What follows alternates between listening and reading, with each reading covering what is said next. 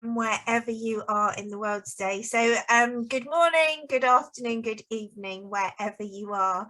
And I'm really delighted. Oh, I'm really delighted to bring in our final keynote speaker, who is Heather Beach. So Heather, if you'd like to turn your video on and say hello. Heather is a single mum to 16-year-old Rosie and is founder of Healthy Work Company, an ex-director for a global company where she ran their health and safety businesses, publishing magazines, running conferences and information services.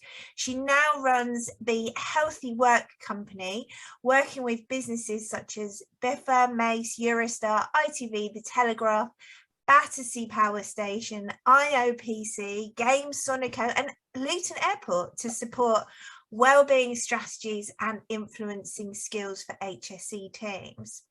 With a postgraduate certificate in applied positive psychology and relational organisation, she was also recently certified in implementation of ISO 45001 and was voted in the top 10 most influential people in health and safety for the third year running in 2021. Heather has also been featured on TV, which is great, and he's out and about. And Heather, I was really delighted to meet you at Brussels recently. So we've been working together and referring to each other, and of course you're very involved with the Women in Safety UK network as well, so very good friends to One Wish and a member of One Wish. So it's been brilliant to meet you recently, and it's great to have you here as our final speaker. So without further ado, I'm going to hand over to Heather. We are monitoring the live stream LinkedIn's site for your questions. If you're looking at this through Zoom, do put your questions in the chat box and I will be posing those to Heather a bit later on in the session. So Heather, over to you. Oh, hello, Louise. I'm so happy to be here with you today. Fantastic work that One Wish is doing, and especially important to be doing this in Stress Awareness Week. And I've been really struck over the last week or so by conversations I've been having with mostly health and safety professionals who are just saying there is no slack in the system. It's really tough to keep prioritizing, reprioritizing and avoiding stress and burnout.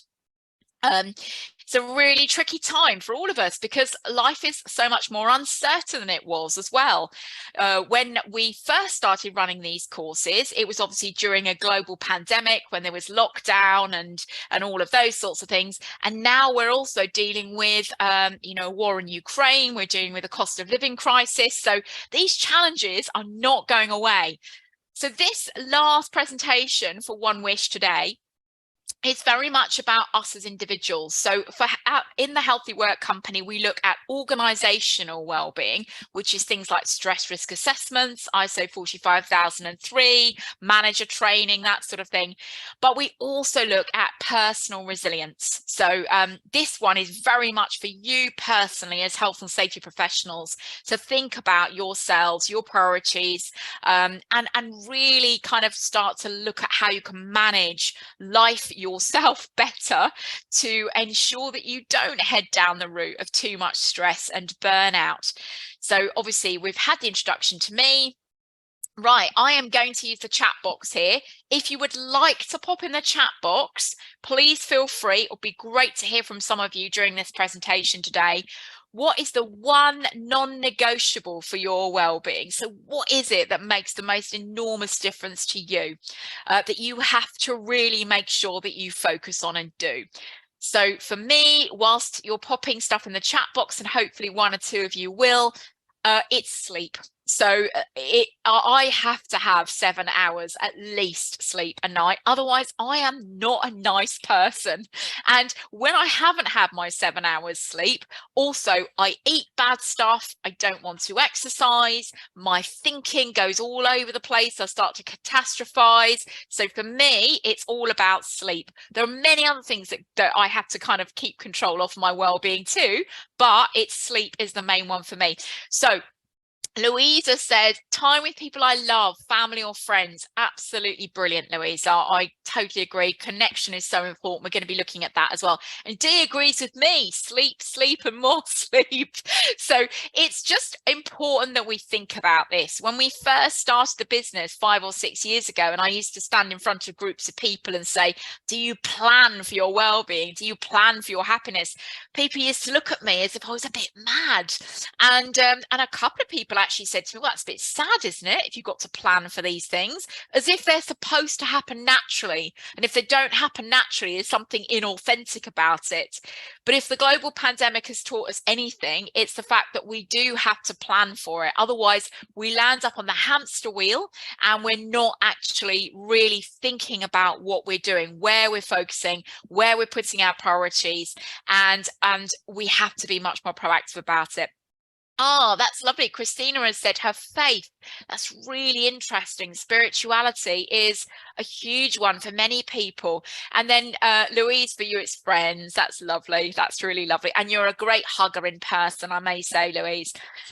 So let's have a look at the impact of COVID-19. So you will obviously be aware that there was a huge increase in prevalence of anxiety and depression worldwide during COVID. And we've got factors of such as loneliness, fear of infection, suffering and death for oneself and loved ones, grief, financial worries have also all been cited as stressors. Now, what's interesting, though, is that University College London did a wonderful study over the 2-year period where people were in lockdown, coming out of lockdown. And they actually noted that many parts of the population had shown resilience. So they'd come out of COVID and they were kind of tentatively feeling better, feeling more resilient. You know, the anxiety levels had retreated, apart from certain demographics. So the demographics which were really struggling were young people. So 15 to 24-year-olds really struggling still. Ethnic minorities often, those that experience stigma and discrimination. So those with socioeconomic issues, you know, those that don't have as much money. And obviously, even since they did that study, we've had the cost of living crisis, which is really making a lot of people struggle with their mental health as well. So all in all, we are in a period of uncertainty, of difficulty, where we as humans need to learn far more about how our brains work, how we work effectively, you know, be self-aware about ourselves as well, and try to think about how we can mitigate for some of these things. Look, this is a reminder. I'm sure that many of you have already attended a general mental health awareness course of some sort, and you will know something about the mental health continuum. But I'm bringing it out here because it's so important to understand. So we see on the right-hand side of there the fact that we aim to be flourishing. So flourishing has implications of growing, of developing, of being positive about the future, of feeling happy as well, feeling content, feeling positive about things. And we're not always in that place. Sometimes we've got moderate mental health. So, you know, we're okay. We're not great. We're getting along all right. But lots of the population have been languishing. So languishing might look like not getting enough sleep. It might look like not feeling so great. It might feel like ruminating. It might feel like thinking about something and then creating a chain of catastrophe. It might look like not eating properly.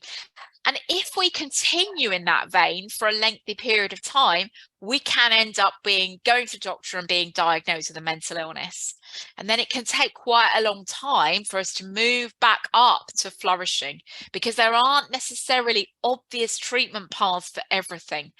Yes, there's evidence base around some treatments working better for certain mental illnesses than others, but it can take a while to work your way back up through to flourishing.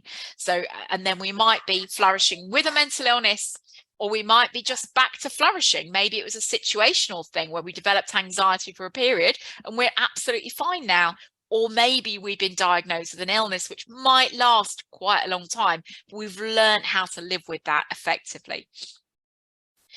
We all know mental health, mental illness doesn't come entirely from your genes. There isn't one gene that causes mental illness, but there are genes which will predispose us towards developing certain mental illnesses. So anxiety is a great one. You know, my daughter suffers from an anxiety disorder called obsessive compulsive disorder. Now, how did I recognize it? My sister has exactly the same. So there's obviously a genetic component to what my daughter has inherited, unfortunately, from my sister. But, you know, it was triggered during lockdown. Would she have developed OCD if there hadn't been a lockdown? We don't know. But the field of epigenetics suggests that, you know, our genes can get switched on or off by what happens to us, by our environments, by how we look after ourselves. So all of these things can result in poor mental health. Stressful life events. We've been through some of those recently, haven't we? And add to that, you know, for some of us, you know, grief over perhaps potentially losing family members. You know, we have divorce, we have house moves, we have lots of things that can fit into stressful life events in there. Environmental factors, you know, so these might be socioeconomic, for example, or stigma, discrimination. At work, obviously, if we're working in health and safety, we will know that, you know, our work can make a fundamental difference to our well-being, and it might be positive, it might be negative. So, you know, positively, good work is good for us, but negatively, we can end up with stress being caused through our work, can't we? And then we've got things like our psychology or our individual attributes. Is our mindset positive? Are we more glass half empty or glass half full? Are we self-aware? Are we thinking about managing our own happiness? So lots of these things can contribute to poor mental health. Again, this is one you may well have come across, but I'm going to mention it here because it just creates that story. So this is the Yerkes-Dodson stress curve. And what Yerkes-Dodson showed is that a little bit of pressure or challenge is good for us. It gets us motivated, it gets us moving, and we all need some of that. We've all done a job in the past that we can do standing on our heads, and it's not very motivating, is it? Where we aim to be is at that point of optimal arousal and optimal performance. So we've got just the right amount of pressure and challenge for us. We're spinning just the right amount of plates for us. For many of us, that's quite a lot. And it can be quite difficult to notice, actually, I'm now at the top of that curve. I need to be careful because the next thing I take on might tip me over the edge. So we just need to be aware of that and thinking about that and thinking about, actually, should I delegate that? Should I actually say no? Should I reprioritize? And it's quite difficult sometimes to do that, especially if we enjoy that sensation of plate spinning. If we keep going down that route, taking on more and more and more, we will end up actually with impaired performance because of strong anxiety. So we don't really want to be in that place. So here's a simple way of describing it for you. Pressure or challenge, that's great. That's good for us. That's in green. And then we might end up with stress, mental distress, overwhelm. That's sort of, we're in the amber area. We need to be careful at that point. And then if we keep going down that route, we will end up with burnout, with long-term stress, with physical health issues. Lots of physical health issues are, as you know, caused by chronic stress. Musculoskeletal disorders, often those two coexist. Stomach problems, often caused by stress. Even colds and flu, we're far more likely to catch a cold or the flu if we are actually emotionally not in the best place. So these are all good reasons to look after ourselves. Just let's briefly revisit why we are finding this a real struggle. Our brains are built for survival. They're built for survival. They're not built for happiness. And they weren't built for the kind of world we live in today. They were built for a world where we might have to escape a saber-toothed tiger. So our prehistoric stress response system triggers that flight, fright, or freeze to get us into emergency action.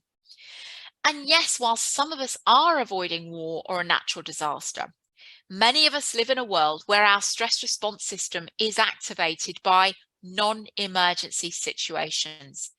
You know, think about it. We get out of bed in the morning, our alarm goes off, our child wants something, we've got to rush them out of the door to school. Then we get on a meeting where perhaps it doesn't go very well. You know, then we're rushing from meeting to meeting. Then we have an incident we have to look at, and then we can't leave on time, and we're worrying about collecting our child or whatever it might be. Our world is built to give us, to put us in that flight, fright, or freeze. And it isn't helpful for us. So we need to find ways of managing that.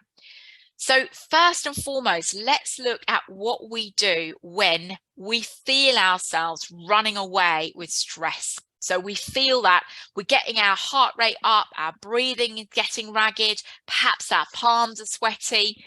Our brain stops functioning. We're not our best self in those moments. We can't remember those arguments that we were going to make. We can't think logically because that connection with our rational brain is gone. We're in our survival system. So we notice we're in that situation. So what do we do? So the first thing we want to do, ideally, is we want to pause or escape if possible. Just go and take a breath, go outside, take some time away. And then there are two main things that we can do. The first is that we might want to look at our breathing. So we might want to bring regularity and smoothness back to our breath.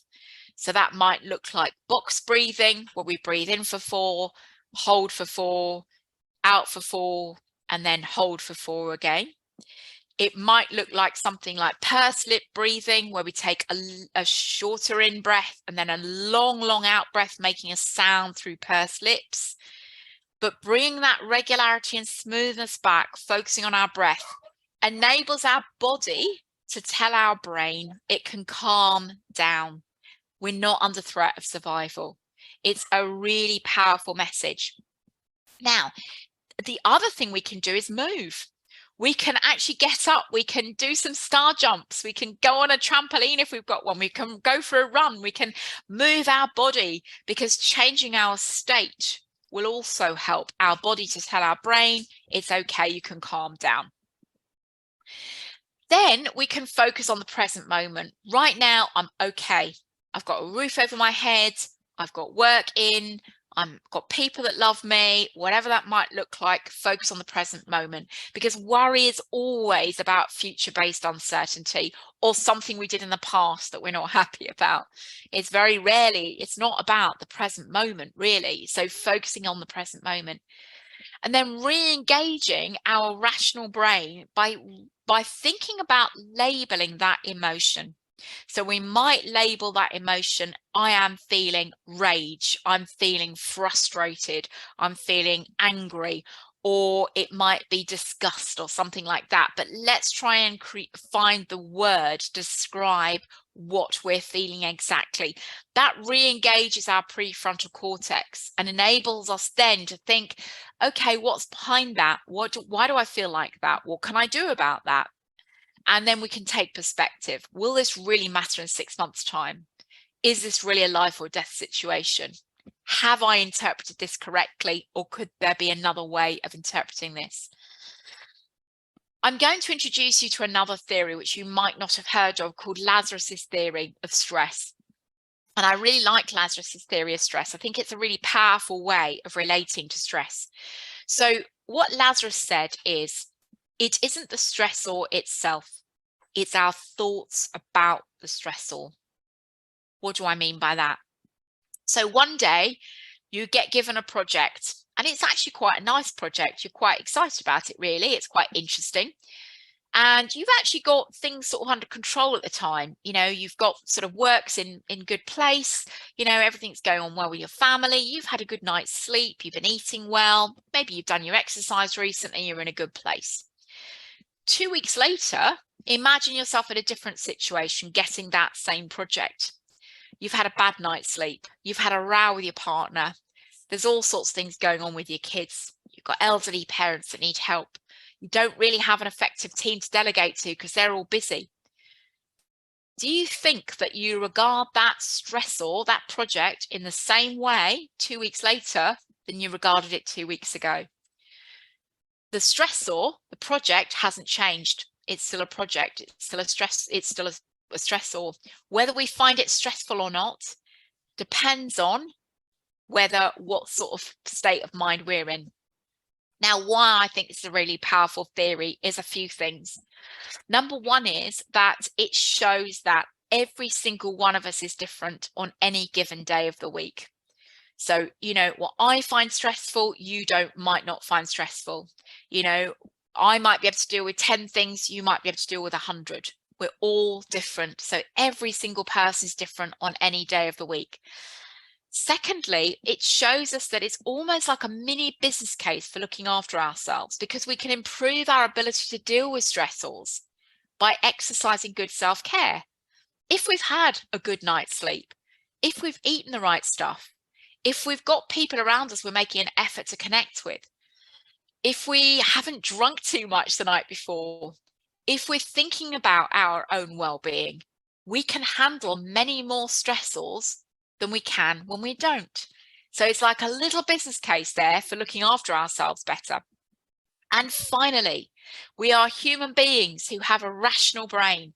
We can think about that situation, reappraise it, and look at it logically.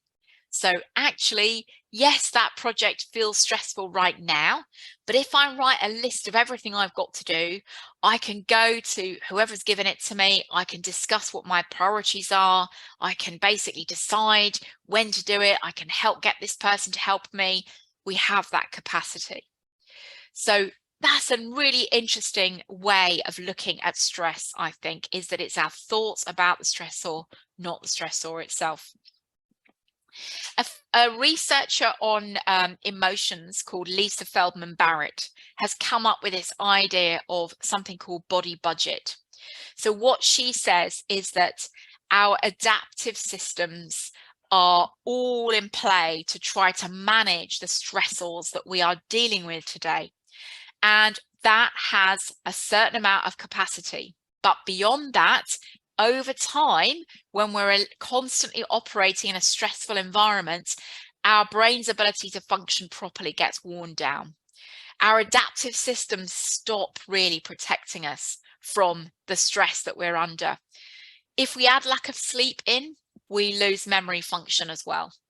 And we know that if our body budget comes under severe stress for a long period of time, burnout, anxiety, physical health issues, and ultimately depression may come as a result of chronic stress.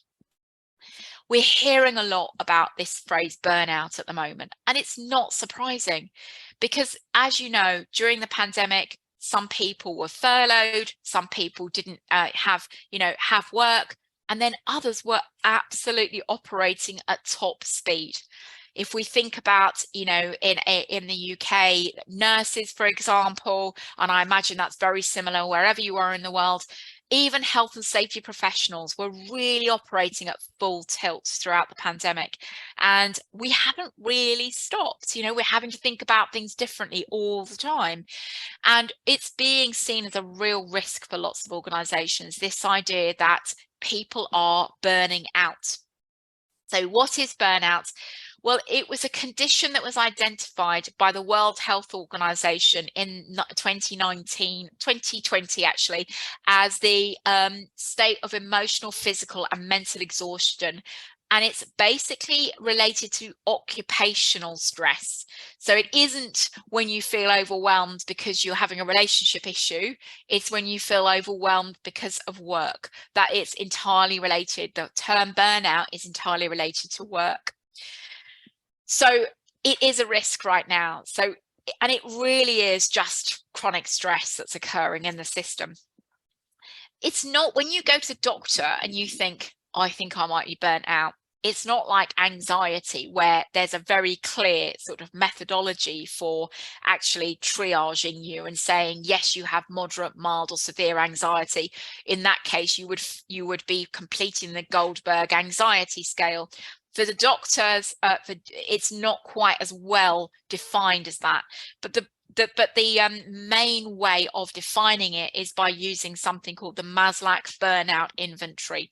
And what the Maslach burnout inventory looks at is feelings of energy depletion or exhaustion.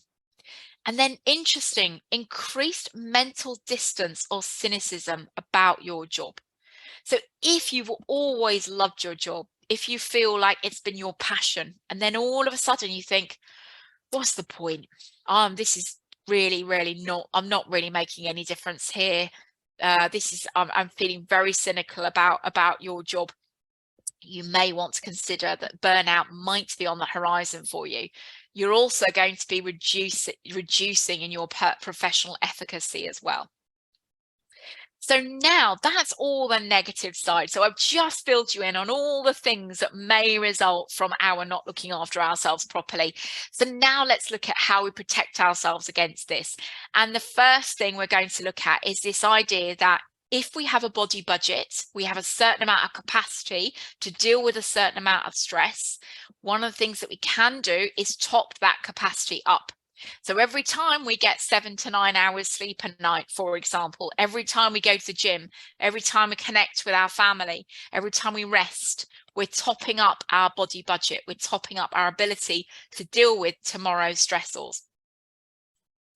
This is our 5 pillars of well-being. It's not everything, not by any stretch of the imagination, but it is the key things to have a think about and to look at when you're struggling. And it's often the first things to go out of the window when we are struggling with our health. So firstly, we're looking at nutrition. We know that there is an increased understanding of the connection between our gut and our brain. So we know that, eating a wide range of fruit and vegetables, eating potentially fermented food, all of that will increase our mental health. Exercise, we know that between 10 minutes and half an hour a day will make an enormous difference to us. Sleep, the unsung hero of well-being. Most of us, apart from about 0.4% of the population, need 7 to 9 hours sleep. If you're not getting that, that's a real area to focus on. Rest and relaxation.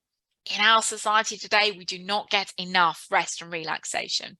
So one of the things to think about is something called active rest, where we're focusing on something that we really enjoy, which isn't work, but where we're having to actually wholly focus on that thing. So it might be riding or creating something or playing a musical instrument or singing, something where we're fully engaged in that activity.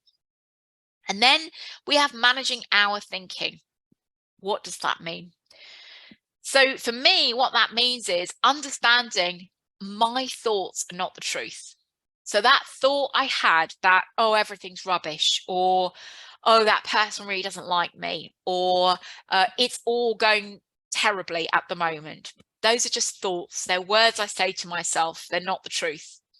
We are interpretation making machines as human beings. So if we think about actually what has happened, we are then creating an interpretation around that. So say somebody gives you a funny look. You could interpret that as, oh, they're having a bad day, or they didn't have enough sleep, or they're confused. Or you could interpret that as, they hate me, they think I'm talking rubbish. And with our negativity bias that comes from us as human beings, we're probably more likely to focus in on those things that make us feel worse rather than make us feel better. So that's managing our thinking. When it comes to managing stress, because we are in a world where our stress response system is being activated all the time, and actually it shouldn't be really, we need to think about closing that off regularly. And those things that I mentioned in the last slide are all good ways of topping our body budget up, but specific ways of our body telling our brain, it's okay, your stress response can stop, you're doing all right.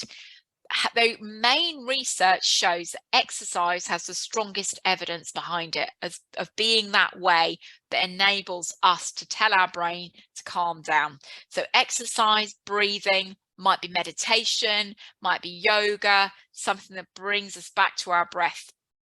Somebody mentioned earlier on positive social interaction, so being with friends and family, they also make a difference, especially if that involves laughing with people. Crying also helps. Active rest, we just talked about, for example, singing or horse riding or sport or something that engages you entirely. Being outdoors in nature, sleeping. And then there is some evidence also for cold water being helpful. If you like open water swimming, I don't know if anybody on here likes that. Pop it in the chat box if you do. Open water swimming or a cold shower. I've had no heating for 3 months. I've been forced to adopt the cold showers. I'm not sure how good it is, but ultimately I suppose it might be being helpful. I don't know. Or grounding, that might mean walking with bare feet on the sand or on the earth. There is some evidence for those being things which help to close off the stress cycle too. This one, oh, somebody's put something in the chat box. Is that somebody that likes cold water swimming? Oh, running in the rain. Fantastic. Oh, yes, I can relate to that. That is quite exciting, isn't it? Yeah, running in the rain. Thank you, Louisa.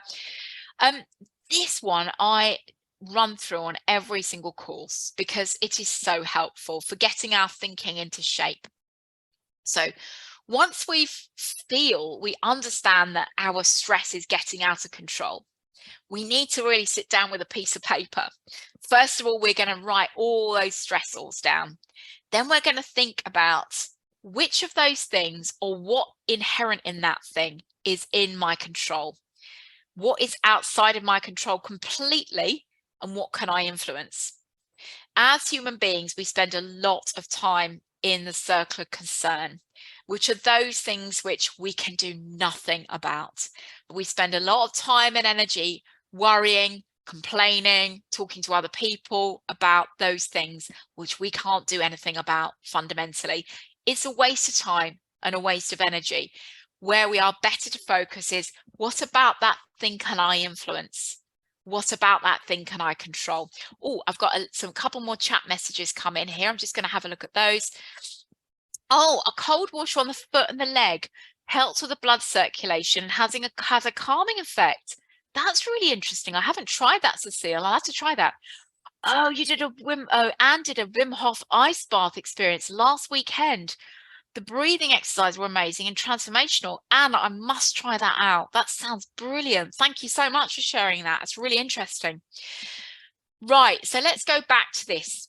Now, you think about one stressor that you have that you think, oh, I'm worrying about all this all the time. Plot it on the influence, control, and concern. I'm going to give you my example whilst you're thinking about yours. So my example, I shared earlier, my daughter has obsessive compulsive disorder. Let me tell you, it is not easy to live with. The floor gets flooded regularly where she washes her hands too vigorously. Her bedroom is apparently a safe place where she can't put anything contaminated. Hence, all her clothes sit in the corridor outside. Not easy. She slept on the sofa for weeks at a time earlier this year because she couldn't go in her bedroom.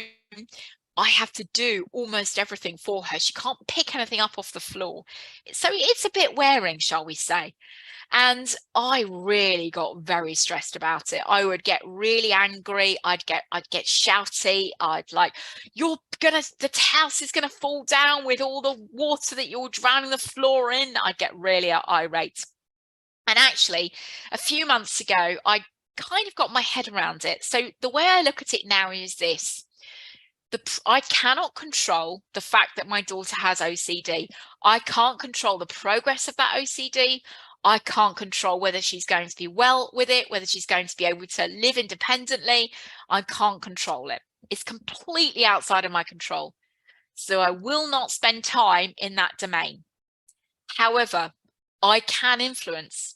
I can influence by getting her a good therapist, which I've done. I can influence by helping her to work on what makes her happy.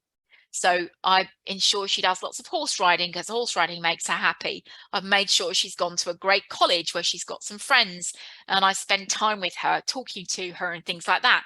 That is in my influence. Now I'm interested, please pop in the chat box, what is in my control when it comes to my daughter? So anybody who can have any thoughts about what actually is in my control, I'd be really interested to hear from you. Let's see if anybody's going to send anything in the chat box there. We've got one. Okay. Oh, we've got three. Right. Being present. Brilliant, Louisa. Absolutely. Thank you. Your response to her actions and how you speak to her. Exactly right. I can only fundamentally control my reaction to what she does. So I now, when she floods the floor, I just go behind her with a mop and say, there you go. Anything I can do? And I speak to her much more kindly than I did. And that has actually had a massive effect on her and has made her happier and less stressed. So it's a virtuous circle. So if you think about your stressor, whatever it might be finances, it might be somebody's health, it might be your own health, it might be your work, might be workload. Think about, what can I control? What can I influence? And what do I need to reframe? So, for example, this will pass, or this might be a learning opportunity, or for me, this might be something I can talk about in my webinars. You know, who knows? But think about that for your stressor. It's such a great tool. It comes from Stephen Covey's 7 Habits of Highly Effective People, but he stole it from the Stoics. The Stoics said, if you can't control it, you shouldn't worry about it. It's easier said than done. So he added that really nice in the middle circle of influence, which I really like. As you know from Louise's introduction, I'm studying applied positive psychology. So positive psychology is a new science, and it's a science based on looking at interventions that people can make in their lives to make them happier. So it studies subjective well-being, it studies how happy people feel, and it studies which are the most effective of these interventions. And whilst I'm talking about these, I'd like to focus on gratitude, because gratitude is, to me, the most fantastic tool. It brings us back out of our heads when we are catastrophizing about what's going to happen in the future, or what this means, or what that means. It enables us to focus on the now. So if anybody's prepared to share 1 or 2 things they're grateful for in their life right now, pop it in the chat box. But gratitude, if we can think regularly about what we're grateful for, we literally start to notice more things to be grateful for, and we actually just feel happier. So it's such a massive shortcut to embracing our current circumstances and just feeling happier. So we've got 1 in the chat box. Thank you for that. Good health. That's a brilliant one to feel grateful for. Thank you, Naomi, for sharing that. Family. We've got family, roof over our heads. Yes. How often do we get stuck in the melodrama and not get present to what we have? Having a stable home and a job. Brilliant, Anne. Thank you. All of these and many more are being studied in the science of applied positive psychology. So we know that gratitude makes the difference. We know that savoring, thinking about really focusing in on that moment. So the other day I was sat with my dog and my daughter, and we had a log fire on because we got no heating. And I just felt like, wow, aren't I lucky? This is an amazing moment. I've got my lovely daughter with me. I've got my dog curled up with me. I've got a log fire. This is lovely. And the more we can savor, the more positive emotion we feel, the greater our resilience is, the happier we feel. We've got spirituality there, which one of you mentioned that your relationship with God was very important to you. We've got mindfulness. If anybody practices meditation or mindfulness, you'll know that bringing ourselves back to the breath regularly is a really, really good thing to do. Right, we've got some more here. I have to read these out. So Louise is grateful for networks. Yes, I'm grateful for you, Louise, too. Friends, seeing each other again after the pandemic. Yes. Louisa is happy that her children are happy at school. Health, obvious, but with close friends, poorly, it brings it home. It does, doesn't it? Yes. And Cecile is grateful for knowing I'm loved by my husband, friends, and family. That's lovely, Cecile. Thank you so much, all of you, for sharing those things. Now, I always advocate knowing yourself fundamentally. So we know that no recipe for happiness is the same from individual to individual. So we know that we need to understand ourselves, what makes us happy.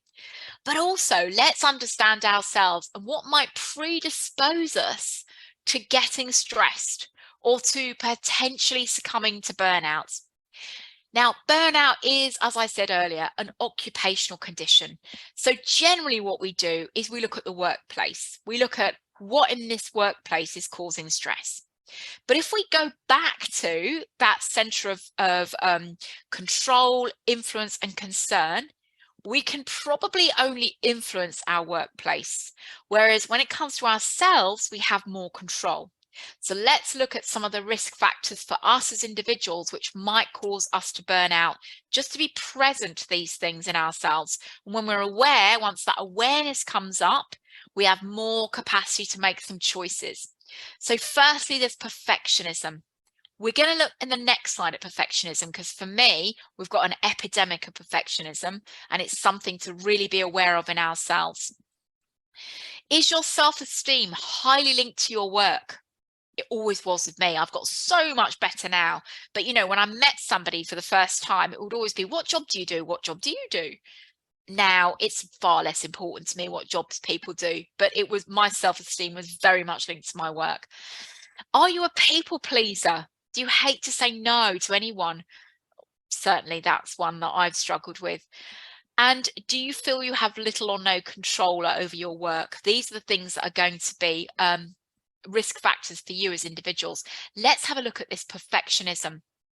This was a bit of a revelation to me, because it wasn't until 3 or 4 years ago, and remember, I'm in my 50s, that I realized I was a perfectionist. Because for me, perfectionism was being neat and tidy, having to have everything perfect before you started. So for me, people that were perfectionists were quite slow, they procrastinated. Not necessarily. So Frost and Hewitt are the primary researchers on perfectionism, and they see that there are 3 types of perfectionism. Number 1 is called self-oriented. So think about this. Does it make you uneasy to see an error you've made? Do you think you need to work to your full potential at all times? Do you set high standards for yourself? If all of those are relevant to you, you may be self-oriented perfectionist. I know I am, in spades. Then we've got other-oriented perfectionism. Do you struggle when people close to you make mistakes, or when they do something less than perfectly? Do you dislike people who won't strive to better themselves? Absolutely. That's other prescribed perfectionism. So is that you?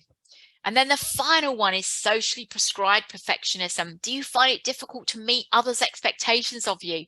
Do the people around you expect you to succeed at everything? That's less so for me.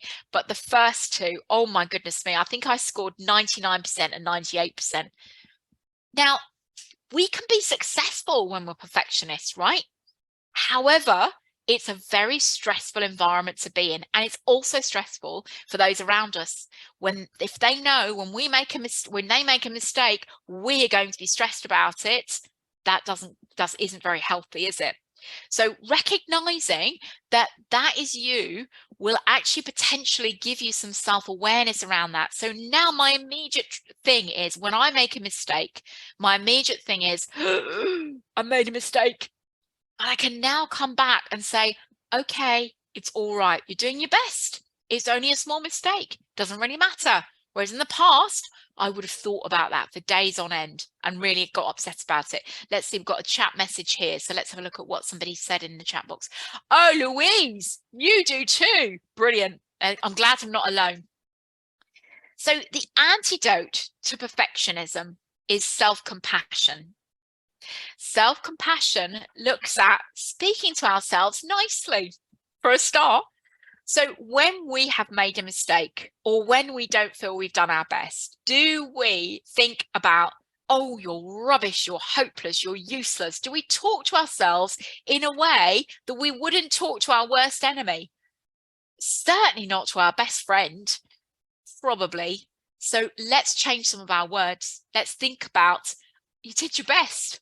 Doesn't matter, you've learned something, or look, they'll understand, it's fine. Talk to yourself as if you were your best friend rather than your worst enemy. That's the start of self-compassion. If you want to know more about self-compassion, I recommend looking at Kirsten Neff. I did a whole workbook of hers during the pandemic because I think I really needed some self-compassion. So she's great. And yes, Tamara says, think some of those can be healthiest if you take it to an obsessive level. It's two sides of the same coin. Our strengths and our weaknesses are two sides of the same coin. So doing things really well is helpful. But if you do things really well and it's a winning formula, which you try and try and you're really fixated on, it becomes a weakness too, doesn't it? So as you say, Tamara, it's not being obsessive about it, is it? It's trying to do a good job, but actually knowing that sometimes it's just good enough. It doesn't have to be perfect. It's good enough. So there we go. Now, let's look at something that somebody mentioned earlier on, which is the idea that friends and family are really important. Resilience, which is defined as the process of adapting well in the face of adversity, trauma, tragedy, and significant sources of stress, doesn't mean that we won't experience difficulty or distress. In fact, the road to resilience may involve considerable emotional distress because we actually get more resilient when we go through things and we come out the other side of those things, don't we? Anne Marston is the key researcher on resilience, and she says that supportive relationships are the key to resilience. So actually nurturing those supportive relationships, making sure that we check in with those people that are really in our tribe and are on our side, and those people that are non-judgmental and will listen to us in a kind way, those are the people that we need to really treasure and value. And then let's think about this idea of balance. Now, not all of these are going to be absolutely in balance at any one time, but how often do we prioritize our work at the expense of everything else in our lives? Or, we very rarely prioritize our hobbies that way, do we? But, it's just one aspect of us. It's one aspect of our lives, isn't it? I know my dad died last year and my mum died the year before, and the year that my dad was significantly ill, he had Alzheimer's and he was in a care home near me, and I went to visit him 4 times a week. And in the past, that would have been for me unthinkable to miss that amount of work. But for me, I look back and I think that was the most important thing that I could have done in that period. And actually, when I think about what I'm proudest of, that's one of the things I'm proudest of. It's not my work. It's the fact that I was there for my dad when he needed me at the end of his life. And we all have, relationships are so important to us. And often we don't prioritize those because we feel we have to do more work. So just doing a little audit regularly of where we are with these things and trying to bring them back, bring some balance in is important. I love this that Oliver Burkeman said. Oliver Burkeman is a writer on happiness, and he said, there will always be too much to do. And that realization is liberating. The only viable solution is to make a shift from a life spent trying not to neglect anything to one in which we proactively and consciously choose what not to do in favor of what matters most. So really take that in. There will always be too much to do, working on what we're not going to do because we are going to focus on those things that matter most is really important. We've only got one life. It can be tough at times. We need to proactively think about our own well-being and plan things in, think about what makes us happy. We need to think about being self-aware and understanding what makes us tick. And then human connection is so important. Asking our colleagues how they are, reaching out to other people when we're struggling. These are the things which make life rich, where we can support each other. This is us. If you're interested in knowing more, please drop me an email, heather@healthy Actually, it's healthy-working.com. That's incorrect. Apologies for that. But Heather at healthy-working.com. So we focus on working with safety professionals, with senior teams, with middle managers, and with your employees. So it'd be great to hear from you if anybody would like to. I've got lots of little chat coming in. Right, so we've got yeah, for me, it relates to the pillars of well-being. I love to exercise and eat well, feel good, but sometimes so busy just have to survive. I've learned to have self-compassion, to be kind to myself and roll with it if a survival and not a thriving week. Louisa, I couldn't agree with you more. You know, there's so much pressure on us in society to be happy and to thrive all of the time. And actually, sometimes life is just about getting through, isn't it? And we might look back and say we've learned something from it, but it's not necessarily pleasant at the time. So I think that's a really great point you've made there. So Tamara says, key for myself is if something is not working, can I snap, stop now and plan? Oh, that's lovely. I love that, Tamara. That's really good. Self-care is very important. Often I know I don't prioritize it. Right. Christine in LinkedIn, she said she would strive to be the best as a badge of honor. Once the goal was met, then move right on to what next. She realized this is hurting her in so many ways. Christine, you're a sister. I'm exactly the same. It's never enough. It's never enough. And I have to manage that in my own brain, because otherwise your achievements don't make you happy, do they? And Tamara says, what we've got, so just a page down here, it's important to celebrate your wins. It is, Tamara. That's all I've got to say. Thank you so much, everybody, for attending today. I'm just going to pop my email address in the chat box there. If anybody wants to connect with me, that would be great. But anyone got any questions, any comments? Be very happy to hear from you. That was amazing, Heather. Yeah, no, I was going to say is we haven't necessarily, if anybody does have any questions, I am monitoring the LinkedIn and the chat. So if there are any more questions for Heather, we do still have some time to post those questions. I have a question, Heather. So within the organisations that you go into, and you've obviously, you know, worked with a wide range of different kind of organisations, are there sort of are there, say, 3 top things that, you know, an organization or a company can do to really sort of get the ball rolling in those? And, you know, where would they start, and what would be perhaps those top 3 things? So I would say that often organizations start bottom up rather than up down, and that's fine. It doesn't matter where you start, as long as you do involve your senior team at some point in the process, because addressing well-being in an organization, if you think that you can't involve your senior team in that, you're not really addressing well-being, because a lot of the issues that organizations have are systemic. And the biggest issue in workplaces today is simply too much work.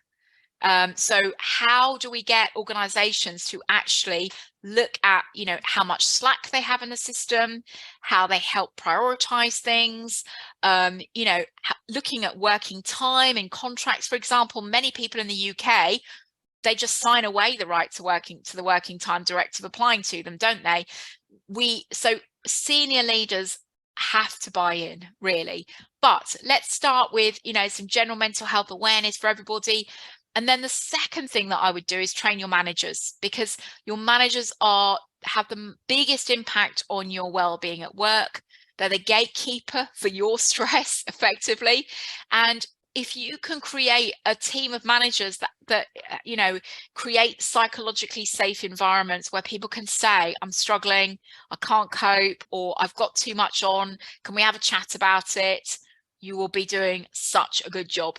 So you know, managers for me is the one area that organizations really should focus on first and foremost. And then obviously there's the board, and then general mental health awareness for everybody.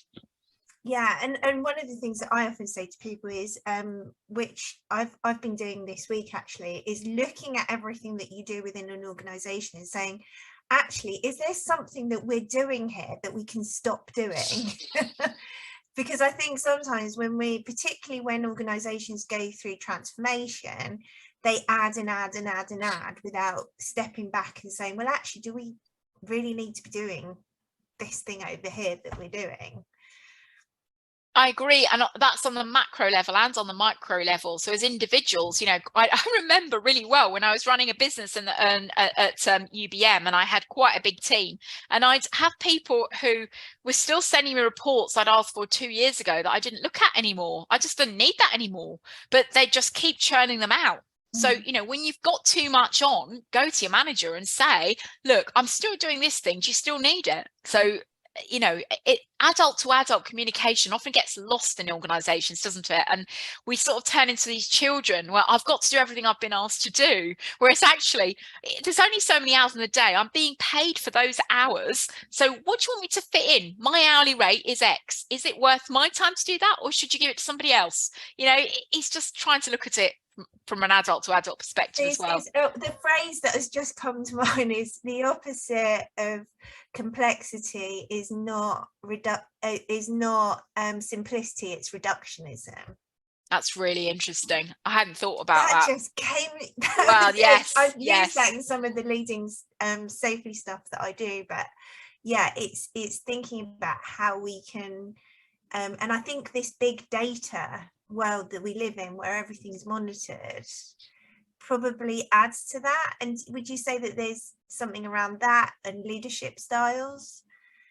What do you mean by big data? So the big data impact, where we literally can monitor anything and everything's at a touch of a button.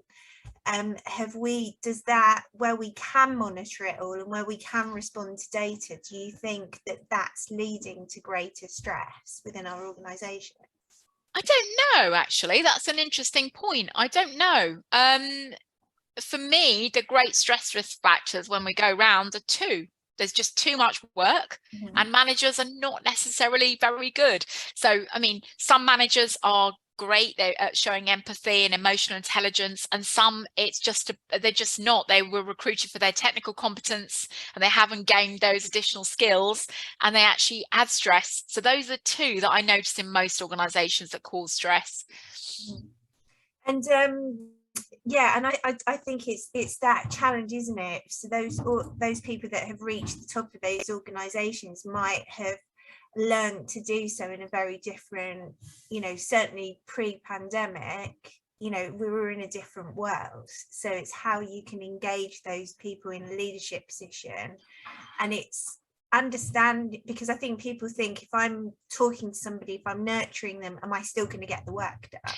Absolutely. And one of the things that I'm working with because I work with quite sort of hazardous heavy industries sometimes, and actually a lot of those are very performance driven, and actually what we're trying to do is say, well, actually let's not lose that focus on performance, but let's build in the fact that if you're looking after people properly, if you're talking to them nicely, if you're showing empathy and emotional intelligence, you'll actually get greater performance out of them in the long run. Yeah, no, that's brilliant. Well, thank you so much, Heather. Thank you for asking me. And yeah, thank you for joining us at One Wish. We haven't got any more questions for you, which is great.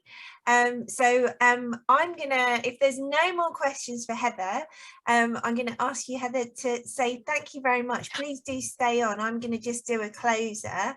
Yeah, so that kind of brings it brings us to the end of our sessions for today. So I'm just going to close off, and I'd just like to say a really massive thank you to the One Wish crew who have absolutely pulled all of this together, and pull together industry leaders across the psych health and safety field from around the world. And it's been fantastic this week to really venture across the time zones as we've done so. We've been able to stream everything live on LinkedIn and YouTube, and you will find all of the sessions will be there and accessible following today's event, and also via our website. A really massive thank you to the whole of the One Wish crew for making this all happen. Thank you to everybody who supports us, everybody who's volunteering for us, Melissa, Malcolm, Tamara, Louisa and Liz, who are part of the internal crew who's working behind the scenes. It's Liz's last day today, and thank you so much for everything that you've done for us, Liz. It's been great.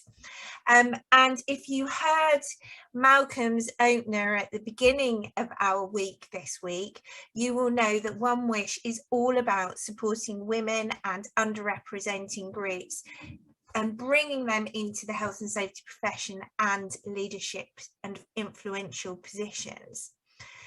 You know, around the world, we have a richly diverse workforce, and we can only serve within our organisations when we complement this diversity. During the pandemic, we all were connected with business like never before, and now is our time as a health and safety profession to demonstrate the value we will bring when we have the ability to bring our whole selves to the workplace. Thank you to Malcolm, who I can see is on the line again now, for your opener and for your honesty and your personal perspectives on how this fits into our roles as health and safety professionals. But really at the very heart of this is compassion and creating work where individuals can speak up when they feel unsafe, when they see something unsafe, or when the person next to them feels the same. Melissa introduced a great keynote speech from Dr. David Daniels, who was talking to us from stateside about how it feels when we are excluded at work and why this is such a crucial piece for organisations to consider in their mental health strategies. And he was quite pointed when he said, if someone says at work that they don't feel psychologically safe, believe them and do something with it. Thank you to Lame Ter for your insights into how we need to focus on the middle to create inclusive pipelines into leadership. And if you're a leader in an within an underrepresented group, it doesn't matter who you are or where you are someone's role model. So get out there, be active. If you can see it, you can be, if you can see it, you can be it. Rosa Carrillo gave us a great talk about building trust and offered some simple tips for leaders to connect with their people on a very personal level. We talked about the mental health of health and safety professionals, and we also talked about which groups were most likely to suffer with their mental health post-pandemic. And we talked about how women in particular, because of the nature of their roles and the unpaid work that they take on beyond this, are definitely at the top of that list. And she played and certainly this really stuck out for me. She played an excellent clip demonstrating how psychological harm will trigger the same pain receptors in the brain as if we've had a physical injury. So much so that if we take a painkiller, it helps, which amazed me. So watch that clip and do catch up on her session.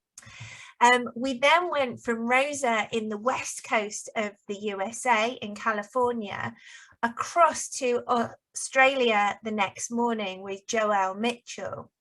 Melissa hosted a great conversation with Joelle, Peter Kelly and myself, where we discussed ISO 45003. We talked about how this really can help organisations of all sizes anywhere, and we discussed what different territories are doing around the world in respect of psych safety. There were some really great hints and tips for using the standard, which at its core has the plan, do, check, act approach. Joelle gave an excellent overview of various terms that we hear and that we're using, and in particular around, you know, what is the difference when we talk about psychological health and safety and psychosocial risk. And also I would urge you to check out linking with Joelle and all of our speakers, but Joelle can give you access to free training resources if you're working on this within your organisation. So that brought us up to today, and Karen McDonnell hosted a panel session with Anne Diment, Catherine Coleman, Belinda Nyaba, Nikki Amiaka, and Danielle Paulino, and we discussed and talked about the programs that we're running with ROSPA and L'Oreal's Safe at Work, Safe at Home partnership, promoting and offering training and mentorship for women around the world to support them into leadership roles. And some of those women came on the session, and we talked about how we can increase visibility, accessibility, and moving between different roles. And in the panel, we talked about the support, and I think this came out in Heather's session just now, is this the support that these types of networks can provide and bring to one another, and how we can share with each other. So, and I think one of the other keys for me with that was, let's be open. Ask if someone's okay, and if you don't quite get a response, ask them a second time. And I also loved the message from this session that we're all good enough, everyone. Malcolm dropped in and commented about how he sees the pressures that, you know, certainly we face pressure as women at work, and he's seen personally how there seems to be, we need to have an additional layer of resilience to really fight to be heard in the same kind of way. It's okay to be our true selves and consider how the pressure from outside can impact on what we do. And really, you know, and Karen spoke very much of how, you know, this is part of the campaign from ROSPA about whole people and their whole life initiative. And we've just heard from the brilliant Heather Beach, who closed our events for the week today, looking at how to manage stress and burnout in a changing world. And Heather talked about how we can become more self-aware, how we can think about our own mental health and how we are influenced. We know some pressure and challenge is good, but when it goes too far, we all need to consider and learn to say no, prioritize or delegate. Heather and Rosa earlier on in the week both talked about how we can use breathing techniques to create calm. Let's move and exercise and focus on the moment. Recognize how you're feeling and think about why it's there, and to take perspective. Consider how we think and our thoughts are not necessarily the truth. Consider our positive emotions and consider gratitude, and how we have dealt, certainly in, you know, deal with perfectionism. And I think that's something I personally face and others do as well. So just as I close, I did want to share some insights that I've considered in all of this, and what for me is a core foundation. As I so often say, we can have the best risk assessments, we can have the best rules, arrangements, processes within our organisations, but if our workers and those people that are working around us don't feel psychologically safe, if inherently the workplace is unhealthy, there will be no trust. Conversely, good work is good for us, and we can all contribute to those positive initiatives that we've talked about this week. At the very heart of all of this is relationships, and the relationships that we have with one another. It's about how we communicate. I'm just going to share some slides that I shared recently around some of this, and I've called it there's some really clever brain stuff. And I think when we talk about psychological health and safety, as so many of our speakers have mentioned, it's thinking about how we all think differently. So we could be very similar individuals, but actually we will perceive issues and situations in a very, very different way. And all of that has been influenced by who we are and what we do. And I think Heather mentioned that in her session, is that our thoughts may not be the truth. So I recently shared this diagram, which I find fascinating, and it's how all of us can think and perceive differently, and how, you know, we have a different brain science going on depending on who we are. And for me, this really relates to what we do in terms of health and safety. So, and I'd urge you to have a look at this, so Google it, it's quite interesting. So if you're a predominantly left hemisphere type person, you'll be very technical, very process driven. You will look at things very much on a task by task basis, which kind of rings true as us as health and safety professionals. On the right hand hemisphere, we've got creativity and movement and fluidity. And so the challenge in all that we do is thinking about, you know, which side of my brain, which side of my hemisphere am I engaging here, and building that kind of fluidity around all that we are doing and how we do. And when we really start to do that, we start to move forward, we start to become more creative, we start to consider different aspects that we perhaps hadn't considered before. And we are in a changing world where the only constant is change. So how we adapt to that and how we move forward in a psychologically safe environment is absolutely critical. So I'm just going to stop sharing my screen. So absolutely how we do that is so important. Sorry, I've lost my way. So please do stay close to One Wish. Our next event is going to be in March, and this will coincide with International Women's Day, where the theme will be Embrace Equality. If you do have a suggestion for a speaker, or you feel that you can support us in any way, please do have a look at our website and reach out. If you'd like to be part of our community, if you'd like to support our work or offer sponsorship, we're always looking for volunteers. At the heart of everything that we do, we believe that we are so much stronger together.